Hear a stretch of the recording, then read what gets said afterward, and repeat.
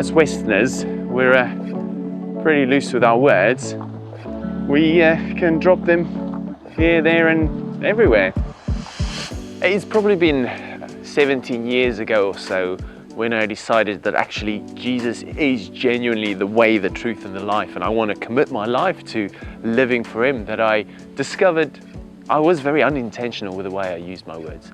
I knew how words worked, I knew how to make sentences, well that's what we learn at school, right? But actually, yeah, I was pretty loose because the culture around me was pretty loose with words. And that's when I discovered, whoa, if I'm going to be intentional with the way I live my life, I have to be intentional with the way I speak. And yeah, one of those words that I'm probably still discovering that I have to be more intentional with is the word love.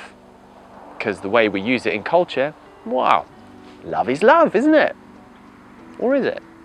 Actually, the Bible has a very particular idea of what love is. Oh, Millie, you're so cute. You're so cute. I love you, Millie. Oh, I'd love to have a doggy like you. Yes, just don't kiss me, because you've licked your bum. I absolutely love sweet. I absolutely love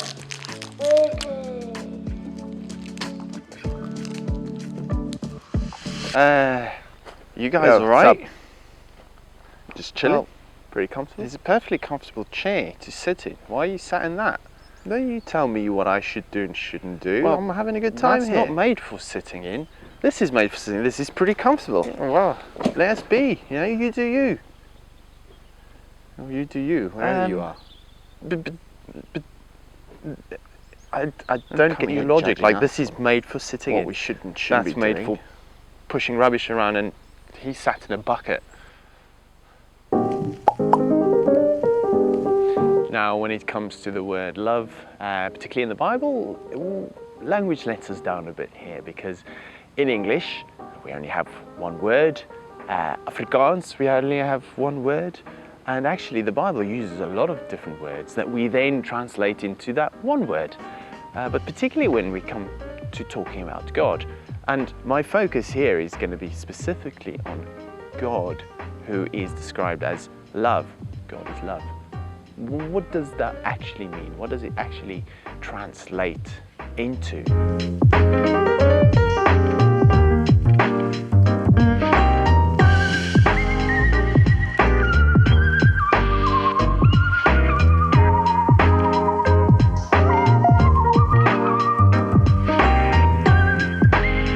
So within the Bible, the way God's love is described and expressed is through two concepts.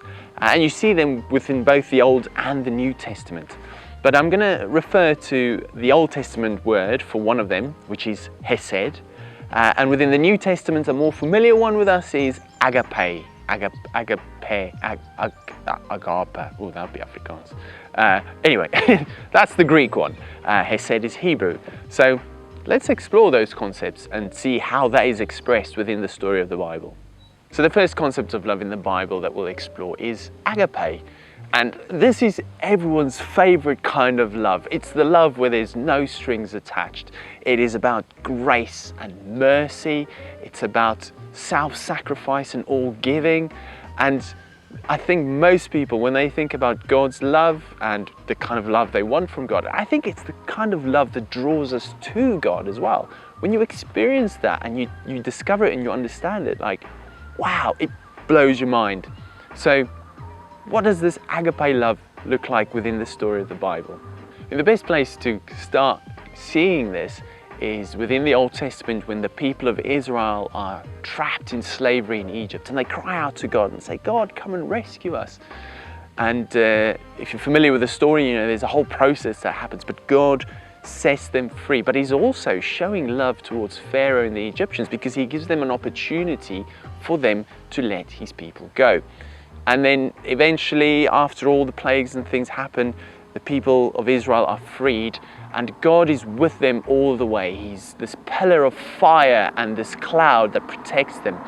And when the Israelites are scared that the Egyptians are going to kill them, God does something and He sets them free. He leads them through the Red Sea, and he he frees them from slavery. And that concept of freedom of slavery is something that, again, travels into the New Testament. When we get to Jesus, we see how Jesus comes into the world. And when he talks about slavery and oppression, he talks about sin. He talks about this idea that we as humans are so badly disconnected and damaged that we actually push God away. We are enemies of God. And yet, despite that, God is willing to come into the world, to die on our behalf, to take on that death that separates us from God, and to restore us, to bring us back to be connected with God. And it's a love that is self-sacrificial and giving, and we can see that in the story of Jesus, just the intensity of it.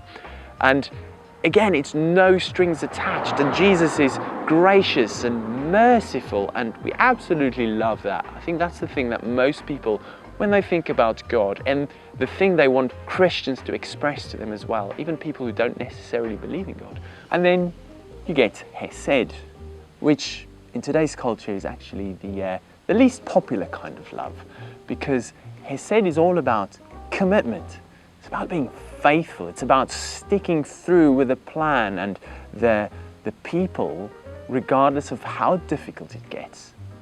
And we see this again right at the start, where when God frees the people of Israel from Egypt, he's faithful to the promise he made to Abraham way back, and he's sticking through with that promise.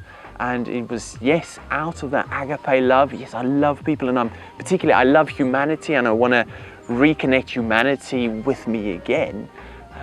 But God is so committed to that plan that he's willing to, even when the Israelites end up at the foot of Mount Sinai, and God says to them, right, you've just seen what I've done, how I've freed you from Egypt, and how I've managed to protect you from the Egyptians.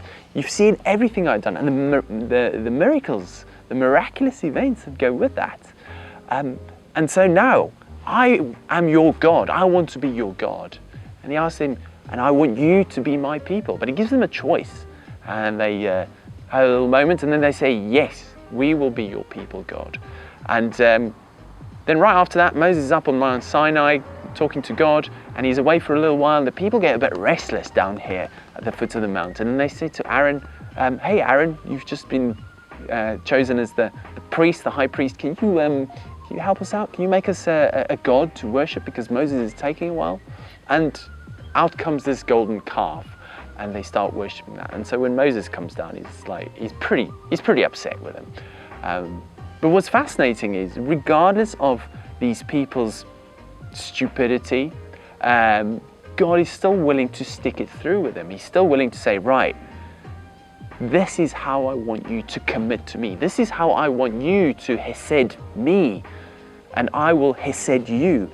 And he sets out a way for them to live, and a way for them to relate to each other and connect with each other and with God, to prove to the other nations who God really is and what that love looks like. And then again, we get that call within Leviticus as God lays out these ways for them to live. There's constantly this repeated phrase, be holy, for I am holy. And it's about commitment. It's like, look at me, look at how I am committed to you. Just as I am committed to you, you must be that committed to me as well. And therefore you shouldn't have any other gods. You shouldn't mix in with these other nations who are off on all kinds of tangents when it comes to worshipping things. You need to focus on me. That is through experiencing God's agape love that they now are also called into Hesed. And if you want to read more about what Hesed looks like, read the book of Ruth. That's a really great book about the concept of Hesed. It's about doing the right thing even when it's hard, even when it's difficult, even when it costs you your reputation or your wealth. It is about that commitment and faithfulness to not just doing the right thing, but to ultimately serving God. And then when we get to the New Testament, again, Jesus calls us to Hesed him. He says, I have come to give my life to you to set you free. But now, if you love me, you will obey my commands. You will do as I tell you. You will live for me. Actually, Jesus is quite strong in his language. He says, you need to, as far as your love for me goes, you have to almost reject anything else that is in opposition to me. He's pretty explicit about that. Anything that is in opposition to him, whether it's family, whether it's friends, you have to reject them and hesed me. You have to commit your life to me. Be faithful to me. And so that echo of be holy, for I am holy. You read that again. Peter, one of Jesus' disciples, in his letter writes that, and he says to the church and the people, the Christians he's writing to, that call still stands. We have to be holy, for God is holy. So that concept of hesed is still to be lived out and practiced. And those concepts really should shape our understanding of love, because again, within the story, particularly when it comes to God, those concepts are intertwined.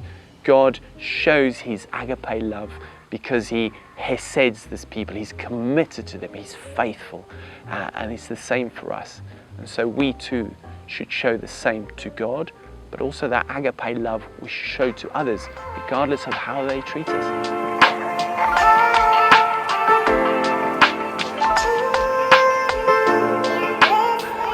As parents, because of the bond we have with our children, we just want to really give to them and see them flourish and grow up and become the best they can be.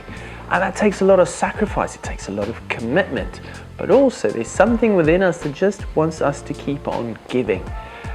Although I also recognize that that is not necessarily the case for everyone, but that certainly is the case for a lot of people.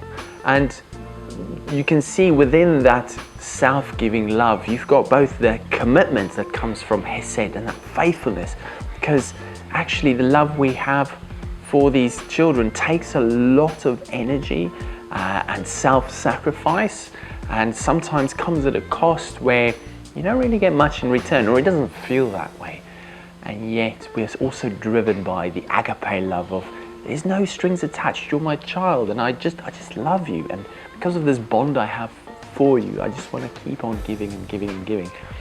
And then if that was your experience as a child, as you grow up, you can recognize that a lot more. But also when you start having your own children, you can see that coming out of yourself and giving that to your children. And that's within family. But then there's also friendships and other relationships that we have, where we are, the closer the connection we have with people, the more committed we become to these people. And it normally starts out of a place of agape kind of love. And that's the thing, I think the Bible describes humans, us being made in the image of God. And so part of our reflection of who God is expressed in the relationships that we have with each other. So family life, great example of both those two concepts of love coming together and how they're mingled in between each other. You can identify the different characteristics, but also they're so closely connected. And that's it. All about love today. And actually, just to prove that love isn't just love, but there's a very specific meaning to love when we talk about it from a Christian point of view. We want to really understand, particularly when it comes to the fruit of the Spirit, how that love is expressed and how people can experience the love of God through us in the same way we've experienced that, and how that is also throughout the story of the Bible, how love is depicted. So love isn't love. Christian biblical love is very different. It's hard work. Let me know what you think in the comments. If you want to see more of these videos, well, subscribe, like this video if you genuinely like it. If you don't like it, you want to give it a thumbs down, you can do that. But you have to give me a comment as well so that I understand why it's a thumbs down, because that really helps. I like some constructive criticism. So please let me know what you think. And yeah, see you next time.